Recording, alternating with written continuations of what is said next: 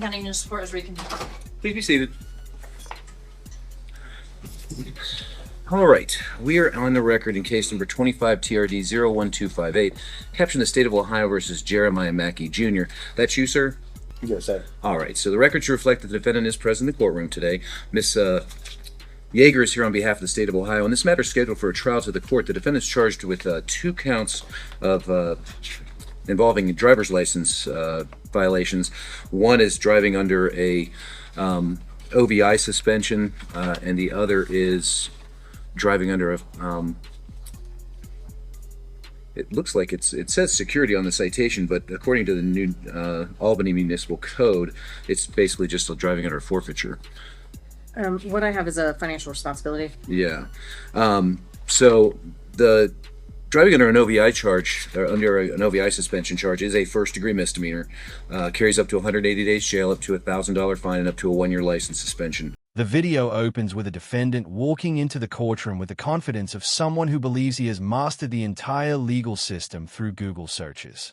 The judge begins the proceedings calmly, reading the case details, explaining the charges, and asking the defendant to confirm basic information. The defendant responds confidently, as if everything is under control, but the more he speaks, the more obvious it becomes that his understanding of the law is built on internet PDFs and sovereign citizen forums rather than real legal education. The judge maintains a professional tone, but you can sense that he realizes early on that this hearing will not follow a normal course. Does carry mandatory minimum penalties of up to, or of at least $250 fine, a 1-day license suspension, and at least 3 consecutive days in Licking County Jail.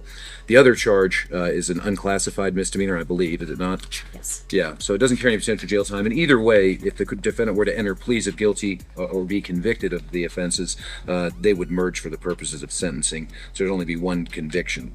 Ms. Yeager, is the state ready to proceed with trial today?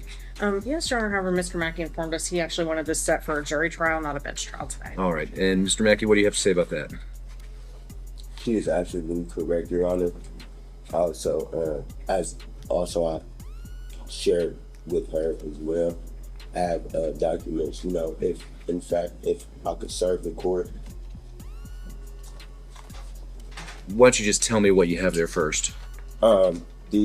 These documents that I have is referring to a removal that's been passed up from the clerk, and as well my case is in fact on an appeal at the moment. On appeal where? I'm sorry? On appeal where? It's an appeal. In what court? That's what I'm saying. Where have you filed an appeal? The Court of Appeals. Okay, which district? The 10th District. Okay, now that covers Franklin County, and we're in the 5th District Court of Appeals. I'm sorry, it's the 5th District. You're absolutely right. It's the 5th District. I'm assuming that your appellate paperwork is similar to what you've been submitting to the court. That's what it looks like. That one, or this? But just in general, all of your filings with this court are on this. It's kind of a unique. The documents are unique in that they're gray and they're typed in all caps, and one of them, it looks like, from what you just filed this morning, was. The defendant proudly presents documents he claims are appeals and removal orders. When the judge asks a simple question, "Where did you file the appeal?" the comedy begins. The defendant first says the 10th District, which does not apply here, then corrects himself, then reveals his filings were sent to the U.S. District Court of New Jersey, even though the case is being heard in Newark, Ohio. The judge replies with one perfect line, "Well, that's awkward." This single sentence captures the entire situation. It becomes painfully clear that the defendant's legal strategy is nothing more than misfiled documents and misunderstood online instructions. Your paperwork from that purports to be from the federal district court doesn't look like pleadings from the federal district court. Those are plain white paper with the case number in blue up at the top of the page, and that's not how yours are captioned. Furthermore, as far as jurisdiction is concerned, this court does have jurisdiction because this is an alleged violation of the traffic laws of the city of New Albany that is alleged to have occurred within Licking County. This court has jurisdiction over traffic offenses that are alleged to have occurred within Licking County.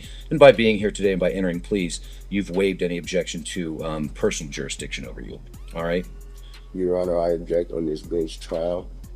I do want a jury trial.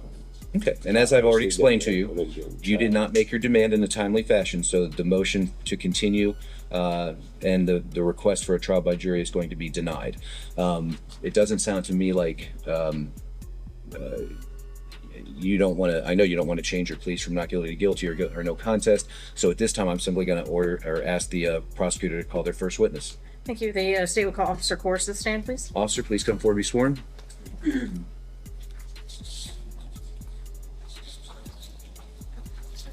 Oh, actually, before he does that, Mr. You can have a seat, but Mr. Mackey, you indicated that you do wish to represent yourself, correct? Is that right? Okay. So you have the right to be represented by an attorney by hiring one of your choosing. You're also eligible to ask the court to appoint an attorney to represent you at no cost. If you qualified based upon your income, your expenses, your household size, the court would appoint an attorney to represent you. However, if it's your intention to represent yourself, it is necessary to execute a written waiver of the right to counsel. 1258. So I'm gonna have the bailiff hand to you a form entitled attorney waiver. I'm just gonna read it into the record in open court for right now. It says, it's captioned attorney waiver, and it says, in open court and on the record, I hereby waive my right to an attorney in this case. I've been fully advised of my right to be represented by an attorney, including my right, if applicable, to have an attorney appointed by the court at no cost if I qualify. I agree to proceed without an attorney at this time. I have been advised of the charges against me and the maximum possible sentence that they carry. I've also been advised if there are any mandatory minimum penalties which might apply. And then it says, in witness whereof I have hereunto subscribed my signature this 11th day of April 2025. So if it is your intention to represent yourself and to waive your right to an attorney, go ahead and sign by the X there, but do please read that because I'm going to make sure that you understand what it is. Yes, that I've been objecting to this. I object this trial. I'm sorry, I didn't hear what you said. Refusing to sign this, Your Honor. At this moment, I'm not refusing to sign it. This court jurisdiction. Next, the defendant announces that he is demanding a jury trial. The judge patiently explains that under the rules for petty offenses, a jury trial is not automatic, and any request must be filed at least 10 days before trial. The defendant had from February to April to submit it, but he filed nothing. The judge denies the request family but professionally. This is a classic sovereign citizen moment. The belief that shouting "I demand" somehow overrides the law, deadlines, or court procedures. Unfortunately for him, the justice system does not operate on wishful thinking. This part of this portion or this part of the process is going to go forward. If you later appeal, if you're found guilty, I'm not saying you will be, but if there's a conviction that's entered, you have the right to appeal to the 5th District, arguing that this court never had jurisdiction over you, which means basically this would all not count. But you don't get to make, I've already made the determination that the court does have jurisdiction over you. If you don't want to sign that form, obviously I can't make you do that, but I will declare what's called a constructive waiver of counsel. And what that means is you've said out loud that you wish to waive your right to counsel, that you want to represent yourself. I'm going to accept that as a valid waiver of counsel, even if you don't wish to sign that. So, Ms. Kyle, if you'll bring this back to me, and for what it's worth, Mr. Mackey, this was filed with the court, and I do have a copy of that, and I did look at it, okay? All right, very well. Please swear in the witness. Do you solemnly swear or do you affirm that the testimony about to give is the truth, the whole truth, and nothing but the truth under penalty of perjury? I affirm. Please have a seat, sir. For the record, you're going to give your name and spell your last name. Officer Michael Coors, C-O-H-R-S. And the address of your precinct. 50 Village Hall Road, New Albany, Ohio, 43054. Thank you, sir. Thank you. You may inquire. Officer Course, how long have you been with the New Albany Police Department? Over 6 years. And were you so employed on January 29th of 2025? Yes. And were you working that day? Yes. What shift or hours were you working? Second shift, it's 2 p.m. to 10 p.m. And were you wearing a uniform of the day like you are in court? Yes. And were you driving a marked cruiser with a working visible light bar? Yes. And what were your duties that day? I was working standard patrol. I would believe I was on zone 3, which is the Licking County side of New Albany. Is that for like traffic enforcement? Correct. And what kind of training have you undergone for traffic enforcement? I was trained at the Columbus Police Academy over 2 weeks of traffic enforcement to include all traffic laws and proper traffic stops and procedures. And as of January 29th of 2025, were you up to date on all continuing education, training, and certification requirements? Yes. I'm going to draw your attention to about 4:50 p.m. Whereabouts were you on patrol at that time? I was on Beach Road heading southbound just north of State Route 161. And is that in the city of New Albany in Licking County, Ohio? Yes. And while on patrol, what first drew your attention to the defendant's vehicle? As he was traveling northbound, making a left turn onto the State Route 161 westbound on-ramp, I observed he had dark tinted windows, which initially drew my attention. And then as he passed me, I made the right-hand turn, drove behind him, and entered his license plate. Okay, and did his license plate, when you ran that, return anything? It did. It turned through my mobile computer, through our leads program on there. I observed that his license plate had expired, or registration I should say, expired on July 8th of 2024. And so when you approached the defendant for the stop, did you inform him as to the reason for your traffic stop? I did. And did he have anything to say about that? He stated he was aware that the registration had been expired. Okay. And did he have a driver's license for you too? He had an identification card. An ID card? Okay. Were you able to then go back to your mobile unit and run his driver's license status? Yes. And what did that return?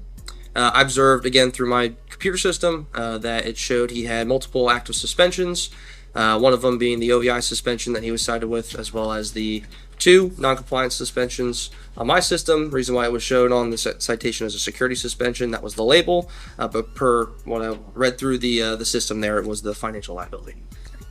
Nothing further for this witness at this time, Your Honor. All right. So, Mr. Mackey, you have the right to ask witnesses. You have the right to ask this witness questions if you wish, but you're not required to. And once the state's rested its case, you'll have the right to present evidence on your own behalf. But this portion of the trial is just for questioning. Do you have any? The defendant tries another tactic. He requests that the case be paused or continued because he believes it is under federal appeal and has been transferred between multiple courts. The judge reviews the paperwork and immediately notices a problem. The documents don't resemble legitimate federal filings. The courts he claims are involved have no connection to the case, and the alleged offense happened in Licking County, giving this court clear jurisdiction. The judge politely but decisively denies the motion. The defendant's fantasy of federal intervention collapses instantly under basic procedural reality. An order in what we call a petty offense, and a petty offense is anything punishable by less than 1 year in prison. A jury trial is not automatic. It has to be demanded. And Rule 23 of the Ohio Rules of Criminal Procedure require that jury demand be made not less than 10 days before the scheduled bench trial. So your request for a jury trial would be untimely. Now, I'll entertain a position from the state in that regard. Do you intend to represent yourself throughout, whether you have a bench trial or a jury trial? Or did you want the court to, or are you going to ask the court to appoint an attorney to represent you? Represent myself, Your Honor. Okay. Well, I'm going to go ahead and I'm going to deny what I construe to be a motion to continue for the purpose of setting the matter for jury trial because the matter's been pending for quite some time. Let's see, all of February, all of March, and now halfway into April. And so the defendant did have an ample opportunity to submit a demand for trial by jury, but that demand was made in an untimely fashion today. So the record will reflect that the motion was made, but the court denied that. So your options at this point, Mr. Mackey, are to either have a trial. The state has indicated it's prepared to proceed, and you can obviously represent yourself. You have the right to, if you wish, to change your pleas from not guilty to guilty or no contest. But I do not believe the state is inclined to dismiss the charges. Is that correct, Ms. Yeager? Correct, Your Honor. All right. So how would you like to proceed? Would you like to have your trial today, or did you want to change your pleas from not guilty to guilty or no contest? Your Honor, if it pleases the court, I motion that this case be continued and or stayed because the case is now on an appeal in the 5th District Court of Appeals. Also, the case has been petitioned removed to the Ohio District Court under case 223 CV 223 CV 962 JLG CHG and to the New Jersey District Court under case 224 CV 03934 MEFJBC. The court's jurisdiction is divested until those courts determine otherwise. The defendant keeps repeating a phrase he believes is powerful enough to stop the trial. The court's jurisdiction has been divested. He says it like a spell that should freeze the entire courtroom. The judge responds calmly, stating that he has already ruled on the jurisdiction question, and if the defendant disagrees, he can raise the issue on appeal after conviction. The judge's professionalism stands in sharp contrast to the defendant's belief in legal incantations. The courtroom operates on actual law, not dramatic declarations. The state? No, Your Honor. Subject to the admission of Plaintiff's Exhibit 1, the state would rest. All right. So, Mr. Mackey, the state is asking me to admit the certified BMV records into evidence. If I grant that request, that means I'll be able to consider that in making my decision about whether or not the state has met its burden of proof beyond a reasonable doubt. You have the right to object to whether or not that comes in. Do you have any objection to the court admitting that as an exhibit? To this bench trial, Your Honor, I do. I object to this bench trial, Your Honor. Okay, well, we've discussed that already, Mr. Mackey, so at this time I'm just asking whether or not you have an objection to the admission of the exhibit. Yes. And on what basis? This court does no longer has jurisdiction, Your Honor. Okay. I respectfully. Well, that's non-responsive to the court's question. I'm going to go ahead and I'm going to reflect that the defendant is objecting to the admission of State's Exhibit 1, but I will admit that over the defendant's objection. Does the state rest? Yes, Your Honor. All right. Now, Mr. Mackey, the state has rested its case. In our system of justice, it's always the prosecution's burden to prove guilt beyond a reasonable doubt before a person can be convicted. A defendant is never required to produce any evidence, call any witnesses, introduce any exhibits into the record, or even testify on their own behalf. And if they don't, I don't hold it against them. It doesn't lessen the state's burden of proof. It doesn't diminish your presumption of innocence. But you do have a right to present evidence by calling other witnesses, introducing exhibits into the record, and testifying on your own behalf. If you elect to take the witness stand, however, you will be required to either swear or affirm to tell the truth in giving me your side of the story. And when you're finished giving your side, you will be required to answer any questions that the prosecutor might have. So other than yourself, do you have any witnesses that you'd like to call today? No, Your Honor. Okay. And do you wish to testify on your own behalf?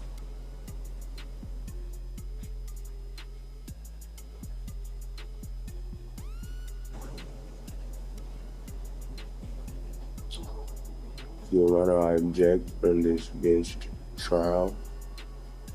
Respectfully, Your Honor. Okay, and I've entertained that objection on more than one occasion now, and I've already overruled it, so it's not necessary to do that. But you are creating a record here, Mr. Mackey, so that we're recording all this. You'll certainly have the right to obtain a transcript of the proceedings and pursue your appeals regarding the jurisdiction issue. But again, my question that I'll ask one last time is, do you wish to testify on your own behalf?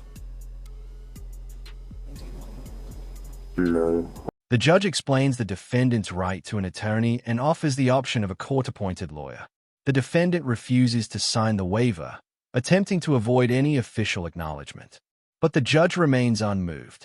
He declares a constructive waiver, meaning that the defendant has effectively waived counsel by clearly stating he wants to represent himself. No signature is required. This clip highlights the judge's calm control. He follows the law exactly as written, leaving no loophole for theatrics or stalling tactics. Well, the court's heard testimony from Officer Kors, which finds to be credible, that he was on duty on the date in question, that he executed a traffic stop upon discovering that the registration on the vehicle was expired, that he made contact with the driver, who he's identified as the defendant, and upon reviewing the information provided by the Bureau of Motor Vehicles, determined that he was under both an OVI suspension as well as a Financial Responsibility Act suspension. The court, furthermore, has admitted into evidence over the defendant's objection, admittedly, a certified copy of the defendant's driving record through the Bureau of Motor Vehicles, and it does in fact list both the noncompliance suspension as well as the OVI suspension, and reflects the expiration date of the registration as being prior to the date of the traffic stop. So I do find that the state has met its burden on all three counts, and I'll go ahead and enter guilty findings. You have the right to make a statement today, Mr. Mackey, before I make any decisions regarding your sentence, but you're not required to. Is there anything that you would like to say other than the jurisdictional issue? No, Your Honor. All right, thank you, Mr. Mackey. Ms. Yeager, did the state wish to be heard regarding the matter of sentencing, and which driving under suspension charge did the state wish to elect to have the court enter a conviction and sentence on? We would elect to undergo the OVI suspension, Your Honor. And the defendant does have minimal history, so we would just recommend the mandatory minimums on that. All right. You know, it's kind of customary for me to ask questions of the defendants about their personal circumstances. If you don't want to answer, that's fine. Do you work? Do you have a job? Yes, Your Honor. What kind of work do you do?